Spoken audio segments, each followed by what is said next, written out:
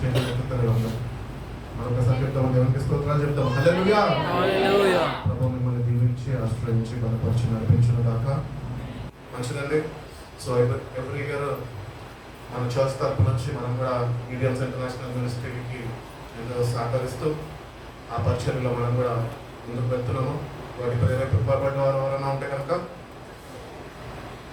మీరు కూడా మీ వంతు సహాయం వాళ్ళకి అందజేయవలసిందిగా ప్రభుత్వంగా కోరుకుంటున్నాను. ఒక పాట పాడుకుందామంటే పాట పాడుకొని వాక్యంలో పోయినాం. చేతులు ఉన్న వాళ్ళు చెప్పట్టు పట్టండి, పాట వచ్చిన వాళ్ళు పాట పాడండి. పరమాశివము మొదలుకుందాం. పరమా జీవము నాకు నివా తిరిగి లేచెను నా తోడుండా. పరమా జీవము నాకు నివా తిరిగి లేచెను నా తోడుండా. నిరంతరము నడిపించును మరణానికి యేసుని పోవును.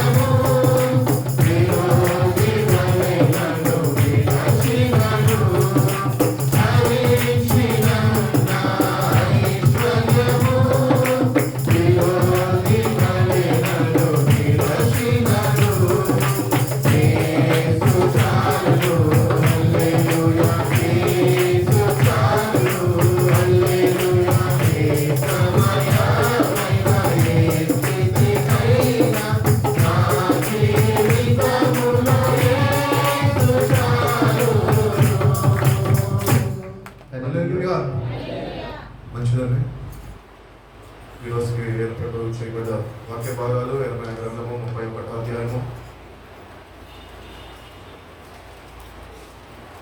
20 గ్రంథము 31 అధ్యాయము 25వ వాక్యం చదువు.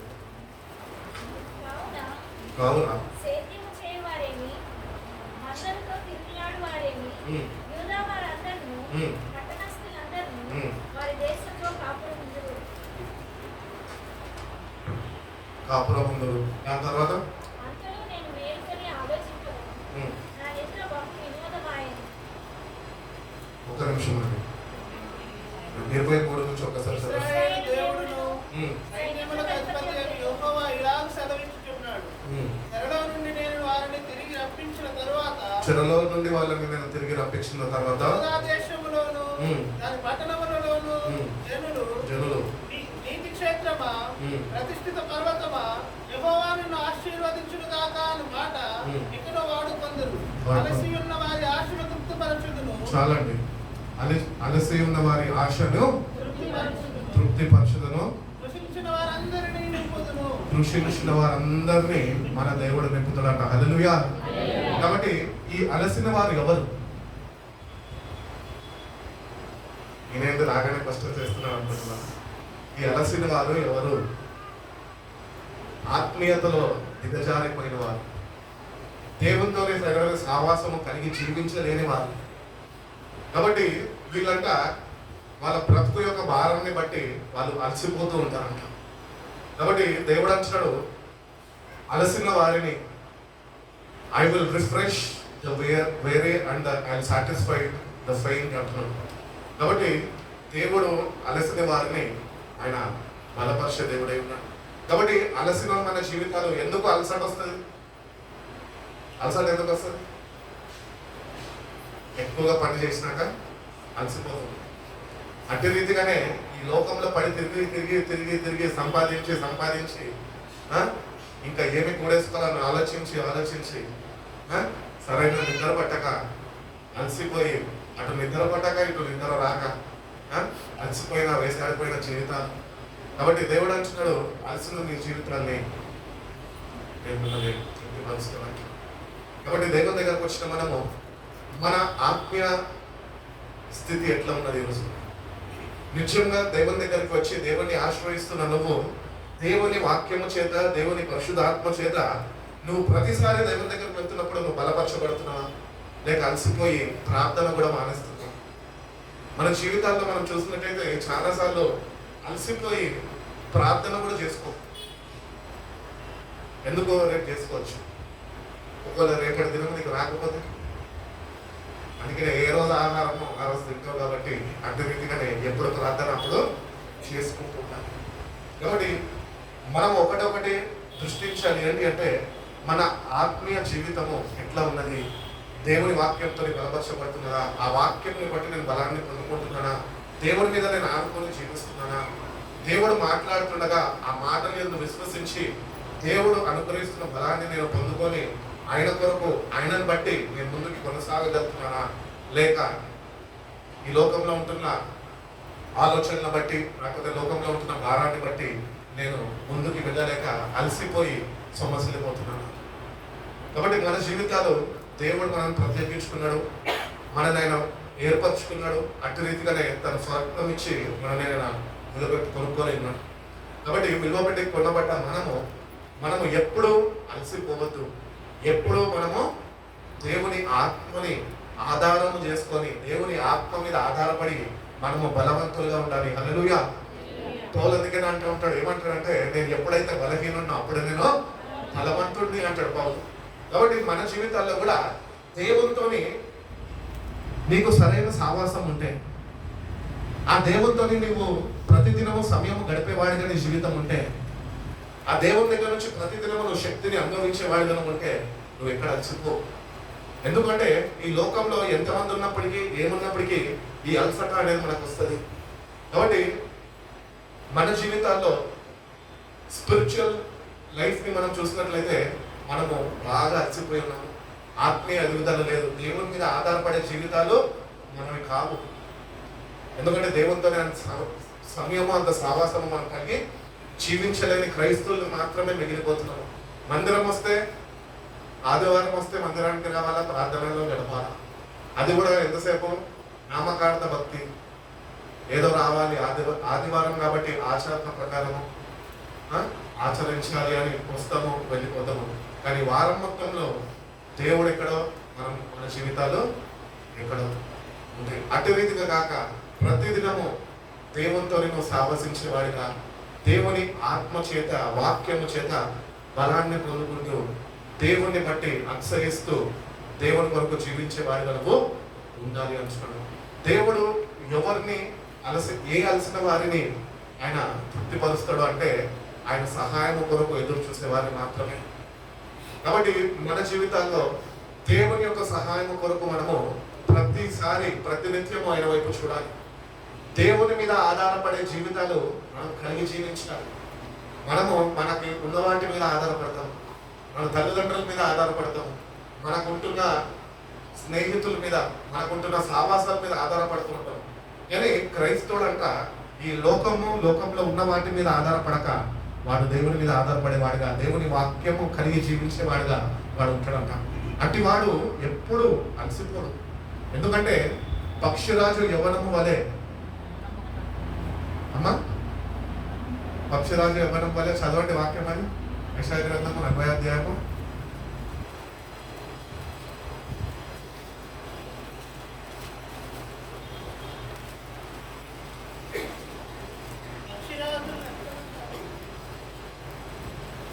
అమ్మా తప్పలేదా?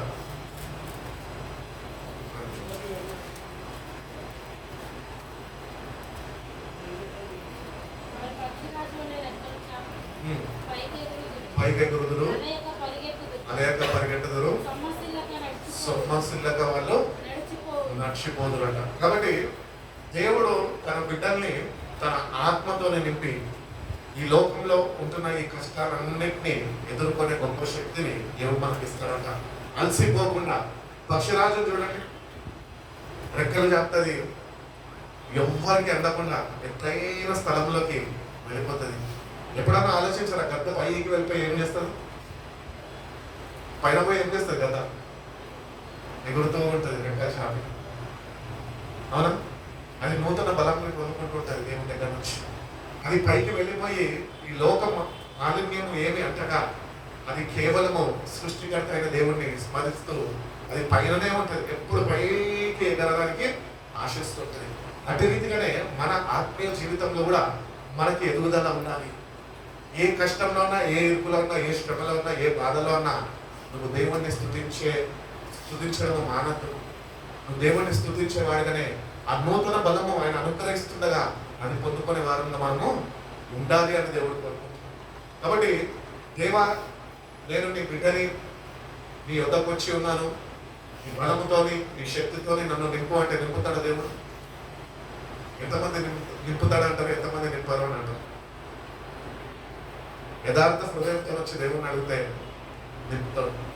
కానీ ఏదో ఆచార భక్తితో నీ మందిరానికి వచ్చినావు కాబట్టి, సేవకులు చెప్పినారు కాబట్టి నువ్వు అట్టి రీతిగా ప్రార్థన చేసుకుంటే దేవుడు నిన్ను నింపలేడు. కాబట్టి దేవుని దగ్గరకు వచ్చినప్పుడు ఫస్ట్ ఆఫ్ ఆల్ మనం సరి చూస్తున్నాం. దేవుడు తన శక్తితోనే నన్ను నింపడానికి నాలో ఏమన్నా అడ్డు ఉన్నాయా? నాలో ఏమన్నా అడ్డుగోడలుగా ఉంటే కనుక వాటిని నేను తొలగించుకొని దేవుని సన్నిధిలో నన్ను నేను సమర్పించుకొని అప్పుడు దేవుణ్ణి వేడుకుంటే కనుక దేవుడు తన శక్తితోనే మనల్ని నింపుతాడు. కాబట్టి దేవుని యొక్క సహాయం ఈరోజు మనం పొందుకోలేని కారణాలు ఏంటి అంటే మన పాపాలు అడ్డుగా ఉంటున్నాయి. ఆయన మనకు సహాయాన్ని అందించలేని వాడిగా ఉంటున్నాడు. ఎందుకంటే మన పాపాలు ఆయన సన్నిధిలో, ఆయన దగ్గర ఒప్పుకొని మనం విడిచిపెట్టలేని వారిగా మన జీవితాలు ఉంటున్నాం. ఈరోజు వస్తాము, పశ్చాత్తాపడతాము, కన్నీళ్లు విడుస్తాము, పాపాలు ఒప్పుకుంటాము, ప్రభు క్షమించేస్తాడు, తిరిగి వెళ్ళిపోతాము, మళ్ళీ అదే పాపంలో జీవిస్తూ ఉంటాము. కాబట్టి ఇటు జీవితాలు దేవుడు అంటున్నాడు, మీరు నా యుద్ధకు వచ్చినప్పుడు నా సహాయాన్ని మీరు వేడుకోవాలి. మీరు ఏంటో మిమ్మల్ని మీరు సరి చూసుకొని మీ పాపాలన్నింటినీ నా సన్నిధిలో ఒప్పుకోవాలి. అలసిన మీ బ్రతుకులని నా యుద్ధకు మీరు తీసుకొని రావాలి. తీసుకొని వచ్చి మిమ్మల్ని మీరు సంపూర్ణంగా నాకు సమర్పించుకుంటే నేను మిమ్మల్ని బలపరుస్తానని దేవుడు తెలియజేస్తున్నాను. కాబట్టి we have to surrender our lives to God. ఏదో దేవునికి సమర్పించుకున్నానండి అంటే సరిపోదు. నోరుంది కదా అని చెప్పి సమర్పించుకున్నాము అని చెప్పేస్తాం, కానీ సమర్పణ ఉండదు మనకి. సమర్పించుకున్న నువ్వు దేవుణ్ణి కలిగి జీవించాలి, వాక్యానుసారమైన జీవితం జీవించాలి, దేవుని యొక్క శక్తిని నువ్వు అనుభవించాలా. నీ ద్వారా అనేకులు దేవుని యొక్క శక్తిని తెలుసుకోవాలి. కాబట్టి క్రైస్తవులు ఒక గుర్తింపు పొందుకోవాలి. ఏంటి ఆ గుర్తింపు అంటే దేవుని యొక్క ఆత్మతో నింపబడాలి. People have to recognise the spirit of God inside of you. నీ లోపల దేవుని ఆత్మని, దేవుని యొక్క శక్తిని వాళ్ళు నీకు గుర్తించేవాడిగా నీ జీవితం ఉండాలి అని దేవుడు. కాబట్టి అలసిన నీ జీవితాన్ని దేవుని యొక్క వచ్చిన నువ్వు కానీ యథార్థ హృదయంతో నీ ప్రతి ఒక్క పాపం నేను ఆయన దగ్గర ఒప్పుకొని, ప్రభా ఈ పాపం నుంచి నాకు విడుదల కలుగజేయి, నాకు సహాయం చేయి. అలసిపోయి ఉన్నాను. నేను ఎంత అలసిపోయానంటే ఈ లోకంలో తిరిగి తిరిగి తిరిగి చెడు స్నేహాలతోనే, ఇంకా వీళ్ళు నాకు కనిపించకపోతే బాగుంటుంది. ఎవరు? నా స్నేహితులు. నేను వాళ్ళతోనే ఉన్నా, వాళ్ళతోనే తిరిగాను, వాళ్ళతోనే చెడిపోయినాను, చెడిపడ్డాను చేశాను. వాళ్ళతో ఎంత విసుగుదల వచ్చేసిందంటే అలసిపోయింది నా జీవితం వాళ్ళతోని.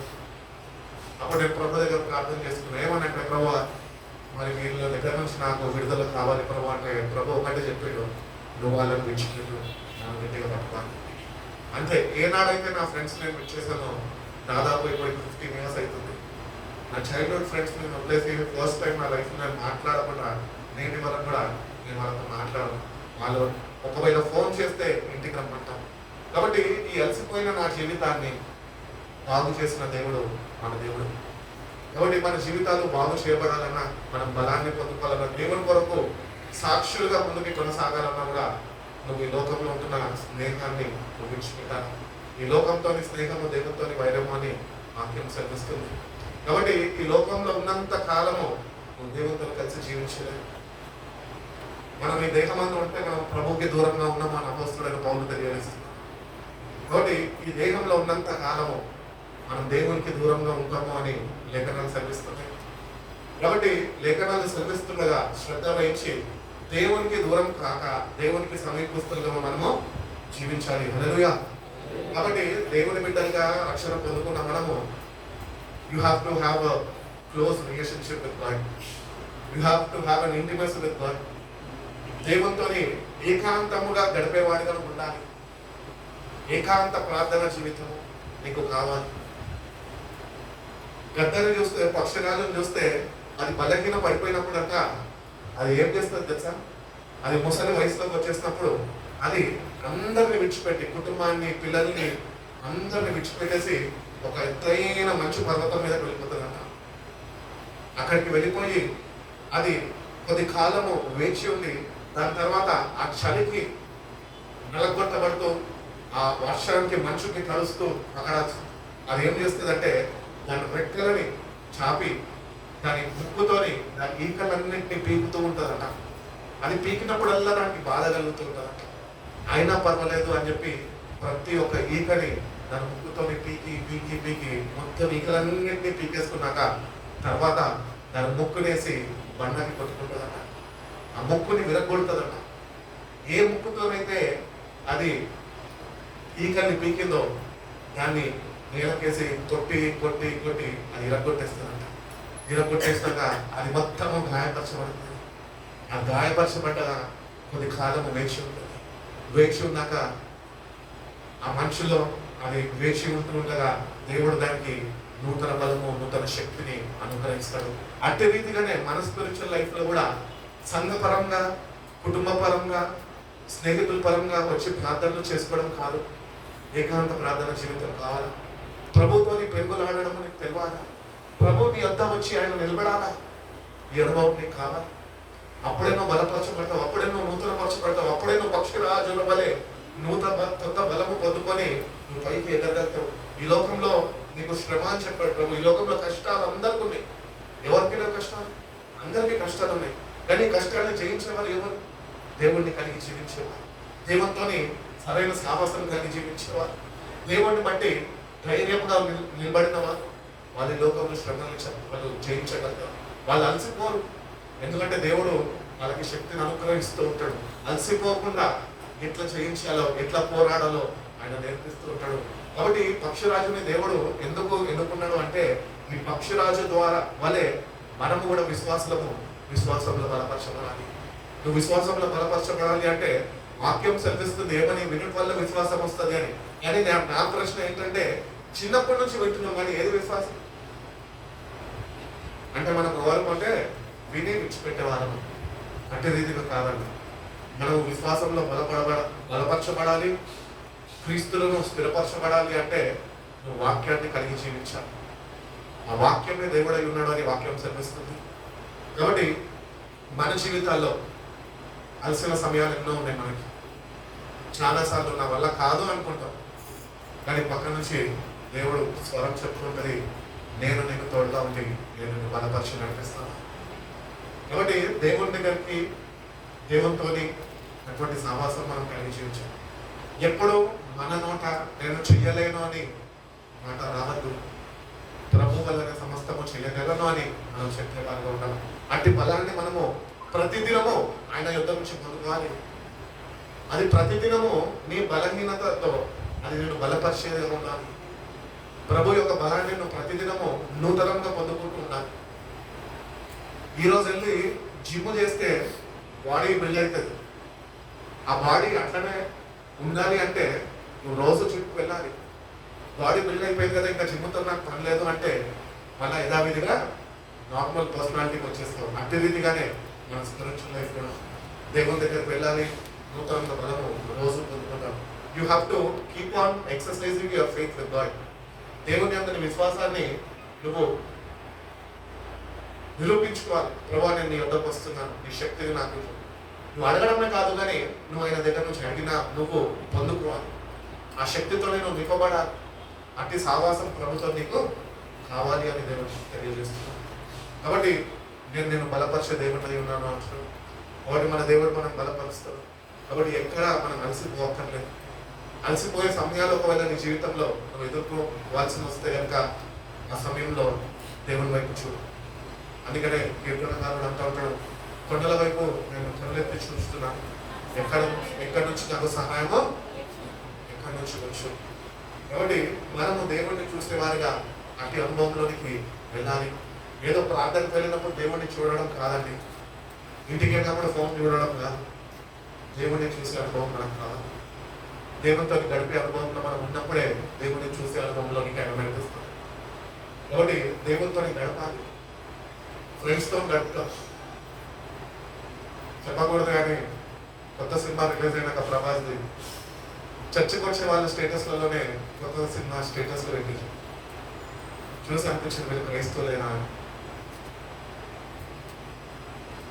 ఇటు జీవితాలు మీరు కలిగి ఉంటే కనుక దేవుని బలాన్ని ఎట్లా అనుభవించగలుగుతాం, ఎట్లా పొందుకోగలుగుతాం, ఎట్లా బలపరచబడగలుగుతాం, ఎట్లా విశ్వాసంలో ముందుకు కొనసాగలుగుతాం. దిమన్సుల వల్లే అటు లోకము కావాలా, ఇటు ఏసయ్య కూడా కావాలి. ఏసయ్య అంటున్నాడు, ఒకవేళ నీకు లోకం కావాలంటే నన్ను విడిచిపెట్టు, ఒకవేళ నేను కావాలంటే లోకాన్ని విడిచిపెట్టు.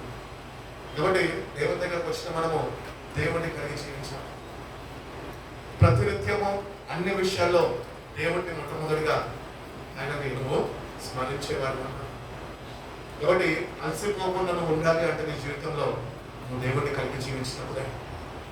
కాబట్టి బలహీన సమయంలో ఆయన మనల్ని బలపరిచే దేవుడై ఉన్నాడు. కాబట్టి అటువంటి దేవుని దగ్గరకు వస్తున్న మనము మొట్టమొదటిగా మన పాపాలను ఆయన సన్నిధిలో ఒప్పుకున్నాం. నువ్వు ఆయన నీ పాపాలని నువ్వు ఆయన సన్నిధిలో ఒప్పుకున్నాగానే దేవుడి గారి శక్తితో నిన్ను ఆయన నింపగలుగుతాం, నిన్ను బలపరచగలుగుతాం.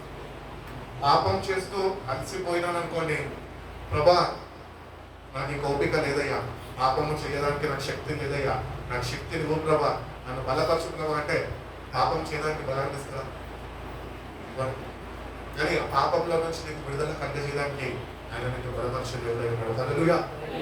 కాబట్టి మన బలహీనతల్లో ఏ బలహీనతలను నీ జీవితంలో ఉండొచ్చు, ఆ బలహీనతలో ప్రభు వైపు చూసి ప్రభా ఈ బలాన్ని నాకు అనుగ్రహించు ప్రభా, యథార్థ హృదయంతో ఈ పాపాలన్నింటినీ నేను సన్నిధిలో ఒప్పుకొని యథార్థత దేవుడు కోరుకుంటున్నాను. మన దగ్గర నుంచి యథార్థ హృదయం కావాలంట.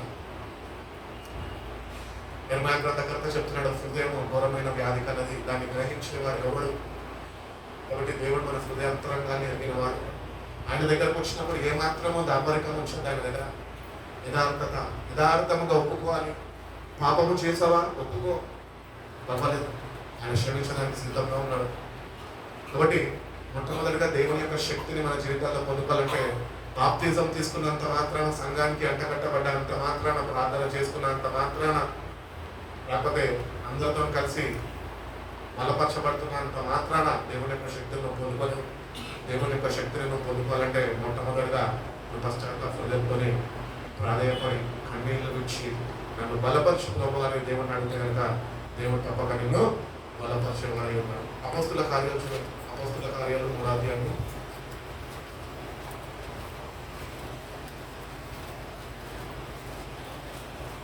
అపొస్తలుల కార్యాలు 3వ అధ్యాయం 19వ వాక్యం.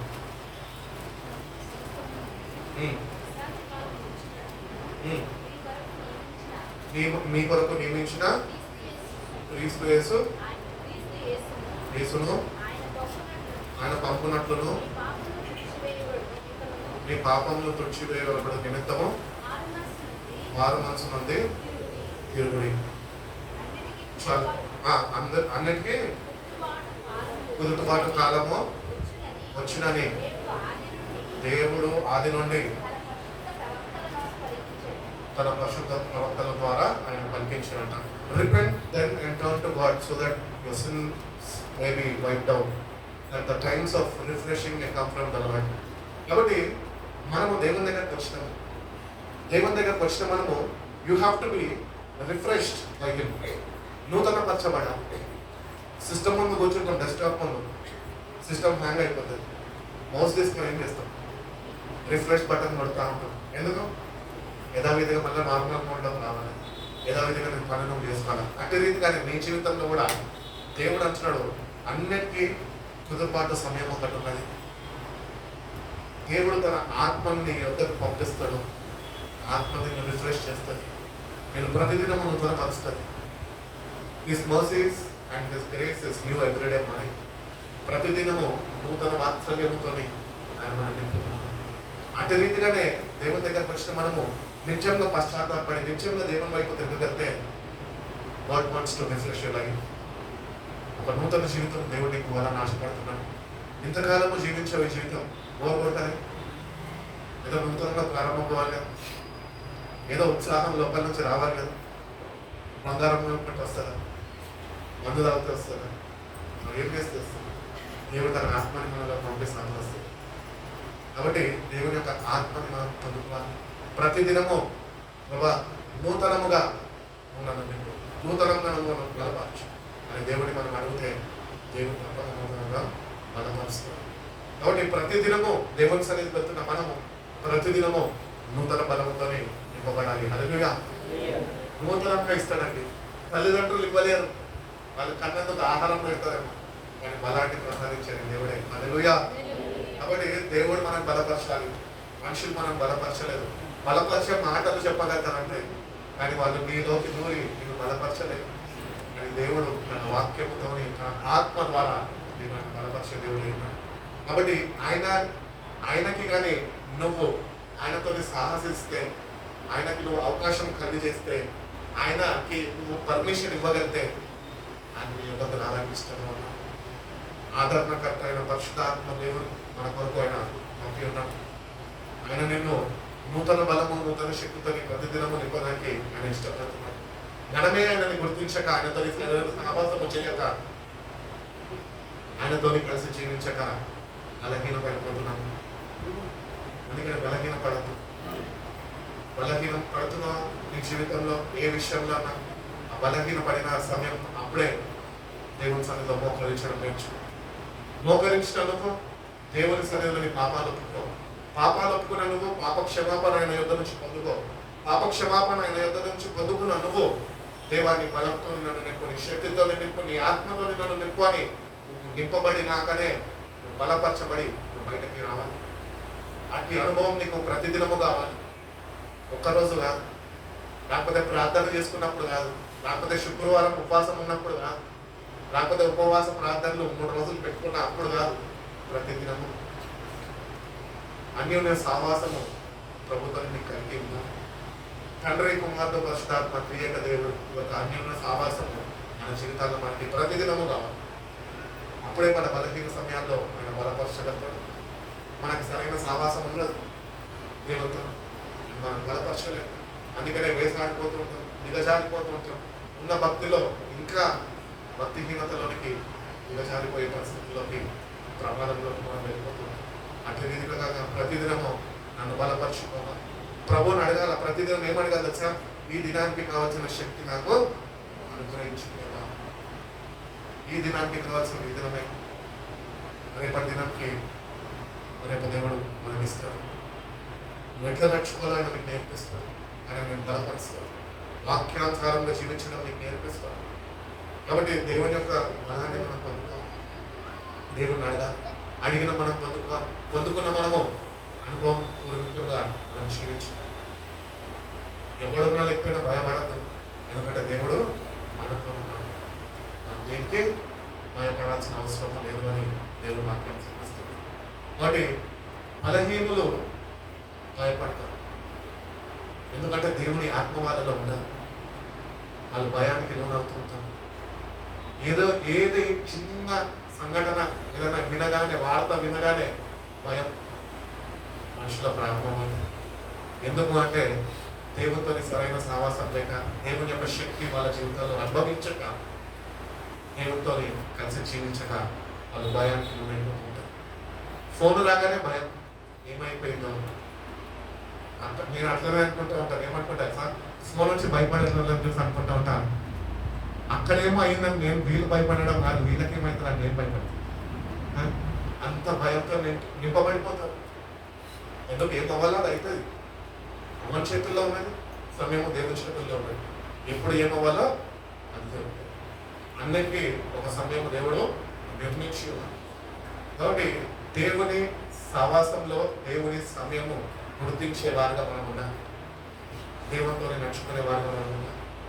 మన పితరులను చూసినట్లయితే దేవునితో నడుచుకున్నాం, దేవుడిని అనుభవించారు, దేవుని యొక్క శక్తిని వాళ్ళు కలిగి జీవించారు.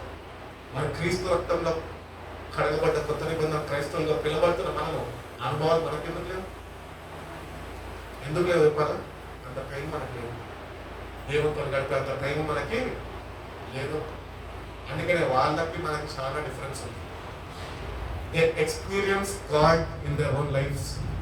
ఈ భూమి మీద ఉన్నప్పుడే వాళ్ళు దేవునితో నడిచిన అనుభవాలు వాళ్ళకు ఉన్నాయి.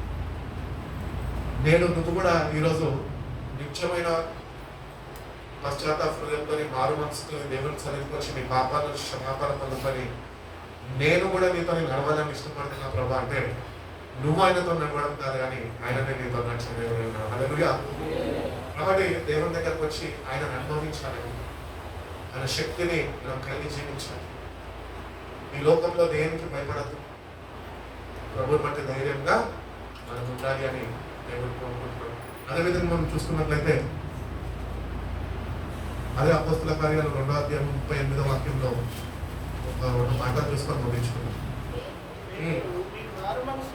మీరు మారు మనసు పొంది పాప క్షమాపణ నిమిత్తము ప్రతి వాడు యేసుక్రీస్తు నామంలో బాప్తిసం పొందుడి, అప్పుడు మీరు పరిశుద్ధాత్మ వరము పొందుదురు. ఈ వాగ్దానము మీకును మీ పిల్లలకు దూరస్తులందరికీ అనగా దేవుడు తన యొద్దకు పంపిన వారందరికీ చెందునని వారితోనే చెప్పాను. కాబట్టి ఇక్కడ పేతురు ఏమంటున్నాడంటే, repent and be baptized in Jesus name every one of you. అంటే మనం ఒకటి గుర్తించాలి, ఇక్కడ ఎవ్రీ వన్ ఆఫ్ యూ అంటే మనమే కదా, మన అందరం. అక్కడ ఆయన మాటలకి మనము జీవించే జీవితానికి ఏంటి డిఫరెన్స్ అంటే, అక్కడ అంటున్నాడు మీరు మారు మనసు పొంది యేసుక్రీస్తు నామంలో బాప్తిజము పొందాలి. మనం ఏం చేసినామంటే బాప్తిజము తీసుకున్నాం కానీ మారు మనసు పొందలేదు. అందుకనే దేవుని యొక్క శక్తిని పొందుకోలేని వారిగా బలహీన పడిపోయి ఉన్నాం. అందుకనే బాప్తిజం తీసుకున్న నువ్వు మారు మనసు చెందక దేవుని సన్నిధికి వచ్చి దేవుని ఆరాధిస్తున్నావే, దేవుని శక్తిని పొందుకోలేక అనుభవించలేని దౌర్భాగ్య స్థితిలో మనం ఉంటున్నామే. ఈరోజు ఏం చేయాలి తెలుసా? మరొకసారి పోయి మళ్ళీ బాప్తిజం తీసుకోమని ఇక్కడ బైబిల్లో చెప్తలేదు. కానీ బాప్తిజం తీసుకున్న నువ్వు మారు మనసు చెందలేదు కనుక నేటి నుంచి నా నిజమైన మారు మనసు పశ్చాత్తాప హృదయంతో దేవుని వైపు క్షమాభిక్ష పొందుకుంటే దేవుడు నిన్ను క్షమించగలితే నువ్వు అంత యథార్థంగా దేవుని సన్నిధిలో నిన్ను కనపరుచుకుంటే, ప్రతి ఒక్కటి ఆయన సన్నిధిలో ఒప్పుకుంటే యథార్థ హృదయంతో ఆయన అంటున్నాడు, నేను నీకు పరిశుద్ధాత్మ అనే వరంను ఇస్తాను. ఈరోజు పరిశుద్ధాత్మ వరము దేవుని దగ్గర నుంచి పొందుతాను, మనుషుల దగ్గర నుంచి కాదు. అభిషక్తుల దగ్గర నుంచి దేవుడు వరము జాషువా అన్న దగ్గర నుంచి ఫిలిప్ అన్నకి ఇవ్వలేదు, అక్కడ ఫిలిప్ అన్న దగ్గర నుంచి జాషువా అన్నకి ఇవ్వలేదు. ఇద్దరు జాషువా కానీ నేను కానీ ఒకవేళ నింపబడాలి అంటే మా ఇద్దరిలో ఏమీ లేదు, కానీ దేవుడు పైన నుంచి మమ్మల్ని నింపుతాయి. అదే రీతిగానే మన జీవితాల్లో ఈ లోకంలో ఎన్నో బోధలు వచ్చున్నాయి. ఎంతో మంది అంటున్నారు come and be blessed, come and receive the gift of holy spirit అని చెప్తున్నారు. మీటింగ్స్ పెడుతున్నారు, వాళ్ళని రమ్మంటున్నారు, వాళ్ళని రిసీవ్ ద హోలీ స్పిరిట్ అని యేసయ్య నామములో అంటున్నారు. వాళ్ళు చెప్పడము వీళ్ళ కింద పడిపోవడం. ఇదా హోలీ స్పిరిట్ చేసేది? హోలీ స్పిరిట్ ఏం చేస్తుందంటే ఫస్ట్ ఆఫ్ ఆల్ నువ్వు పాపిగా నేను నొప్పింపజేస్తుంది, పశ్చాత్తాప హృదయం నీకు అనుగ్రహిస్తుంది. దేవుని దృష్టికి అంగీకారంగా నువ్వు కనబడేంత వరకు నేను ఒప్పింపు చేస్తూనే ఉంటాను. అది ఒక్కసారి దేవుని దృష్టికి ఒప్పింప చేసినాక అప్పుడు నేను దేవుని శక్తితో కాబట్టి దేవుని దగ్గరకు వచ్చిన మనము ఏదో ఎక్కడికో వెళ్తే ఆత్మతో నింపబడిపోతాము, ఏదో దైవజనుడి దగ్గరికి వెళ్తే ఆయన మన వ్యక్తి మీద చేయబెడితే అభిషేకం వచ్చేస్తుంది. కాబట్టి దేవుని సన్నిధికి వచ్చిన మనము నిజమైన మారు మనసు, నిజమైన విశ్వాసము కనపరచి దేవాని శక్తితోని మనందరిని నింపుతాడంట. దూరస్తులతో కూడా మాట్లాడుతున్నాడు, అందరిని నింపుతాడు. అందుకని యోయల్ ప్రవచన గ్రంథంలో అంటూ ఉంటాడు, అంత్య దినములలో సర్వ జనుల మీద నా ఆత్మను నేను కుమ్మరిస్తాను. God wants to pour out His Spirit on all mankind. అందరు మనుషుల మీద దేవుడు కుమ్మరిస్తాను అని చెప్పాడు. కానీ ఎంతమంది పొందుకునేవాడు? ఎందరైతే ఆశపడతారో, ఆశపడే పరిణామాన్ని తృప్తిపరిచే దేవుడు అయిపోయాడు. కాబట్టి మనం ఆశపడాలి. దేవుడి దగ్గరకు వచ్చిన మనం ప్రభా అని ఆత్మతో నన్ను నింపు, నీ ఆత్మతో నన్ను నింపు ప్రభా, నీ శక్తితో నన్ను నింపు, నీ ఆత్మతో నన్ను నడిపించు. నేటి వరకు ఇంకా అనుభవాలు లేవేమో, అనుభవాలు ఒకటేసారి వచ్చేవు, ఒకటే వారంలో వచ్చేవు, ఒకటే నెల ఉపవాసం ఉంటే వచ్చేవి. అది ప్రతిదినము నువ్వు ఆయనతో గడుపుతున్నప్పుడు వస్తాయి. You have to experience God every day in your life. కాబట్టి దేవుని దగ్గరకు వచ్చిన మనము దేవుని వాక్యము సెలవిస్తున్న రీతిగా ఆత్మ లేని వాడు నా వాడు కాదు. You can't be God's child when you don't have the spirit of God inside of you. అందుకనే పౌలు అంటాడు, ఏమంటాడంటే నీలో ఉన్నవాడు ఈ లోకంలో ఉన్నవాడు కన్నా గొప్పవాడంట. బలవంతుడు, శక్తివంతుడు, అద్భుత కార్యాలు, సూచక్రియలు చేస్తున్నా నీలోనే ఉన్నాడు. ఆయనను రిసీవ్ చేసుకున్నావు నీ జీవితంలో, ఆయనని కలిగి జీవిస్తున్నావు. ఒకవేళ లేకపోతే మందిరానికి వచ్చినావు, యేసయ్య చేసిన త్యాగాన్ని జ్ఞాపకం చేసుకొని పాపక్షమాపణ పొందుకొని నిజమైన మారుమనసు పశ్చాత్తాప హృదయంతో ప్రభా నీ సన్నిధికి వచ్చిన నేను నీ వాక్యము ఎందుకు విశ్వసిస్తున్నాను. ఆత్మ లేని వాడు నీ వాడు కాదు కనుక ప్రభా నీ ఆత్మతో నన్ను నింపి నీ బిడ్డగా నన్ను చేర్చుకో ప్రభా అని నువ్వు ప్రభు నమ్మితే ప్రభు తప్పక నిన్ను త్రోసి వేసే దేవుడు కాదు, కానీ నిన్ను బలపరిచే దేవుడు, నిన్ను క్షమించే దేవుడు, నేను చేర తీసుకునే దేవుడు. ఈ లోకంలో తన శక్తి ఏంటో నీ జీవితంలో నీ ద్వారా అనేకులకి ఆయన బలపరుచుకునే దేవుడు ఉన్నాడు. కాబట్టి దేవుడి దగ్గరికి రావాలి, దేవుడి యొక్క ఆత్మని పొందుకోవాలి, ఆత్మని కలిసి మనం జీవించాలి. ఎందరైతే ఆత్మచేత నడిపింపబడతారో వాళ్ళు మాత్రమే దేవుడి కుమారులు. కాబట్టి ఆత్మతో నడిపింపబడి నేటికన్నా దేవుని సన్నిధికి వచ్చిన మనం ఏదో వస్తున్నాము, నెల తిరిగిపోతుంది, కమ్యూనల్ సర్వీస్ అటెండ్ అవుతున్నాము, ఏదో 2 నిమిషాలు చూసా మంత్రాలు చెప్పేస్తున్నాం, దేవా క్షమించినాను అని మళ్ళా కమ్యూనల్ వైపుగానే యథావిధిగా జీవిస్తున్నామేమో. కానీ వచ్చినాను నీ పాత రోజు జీవితాన్ని ఈరోజు బలిపీఠం దగ్గర వదిలిపెట్టి దేవుని యొక్క ఆత్మని ఉద్ధరించుకొని వెళ్ళాలని దేవుడు కోరుకుంటున్నాం. కాబట్టి దేవుడు తన ఆత్మతోని సంఘాన్ని ఆయన రాకడకు సిద్ధపరుస్తున్నాడు. పరిశుద్ధాత్మ దేవుడు నీ జీవితంలో లేకుండా పరిశుద్ధ రాకడ కొరకు నువ్వు సిద్ధపడలేవు.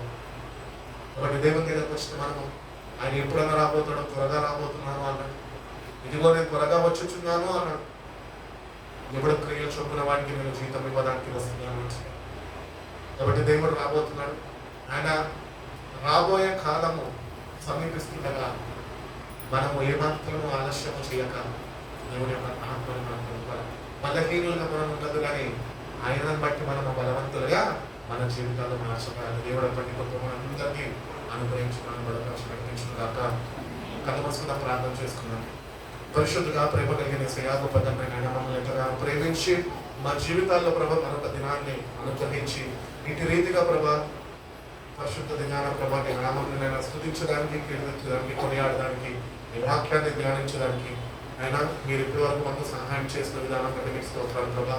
అవును ప్రభా, 2024 సంవత్సరాల క్రితం ప్రభా మమ్మల్ని ఎంతగానో ప్రేమించి ప్రభా కల్వరి సిలువలో ప్రభా ఈ ప్రాణాన్ని మా కొరకు దారపోసి ఆ పాపాలన్నింటినీ క్షమిస్తాను, నా యొక్కకి రండి అని నేర్పించుకున్న దేవుడు అయినందుకు నీకు వందనాలు ప్రభా.